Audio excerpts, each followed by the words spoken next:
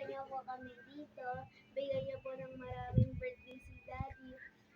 Dapat malusog po siya at ng malusog na pangangatawan. Ilayo niyo po sa mga sakit. Ano pa ko naman? Lagi po siya safe at malusog na malusog po para maabot niya po din yung gusto niya pong pangarap. Thank you po sa panibagong birthday niya po. I-bless niyo po yung aming pagkain.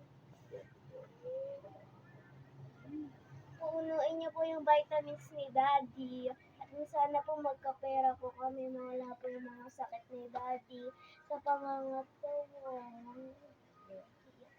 Yung food lang, yung food. Thank you po sa food na ginawa niyo po, Lord. Sana po si Daddy bukas matuloy na po siya kasi para sa pagkain po namin. Nang araw na wala. Wala nang bagyo.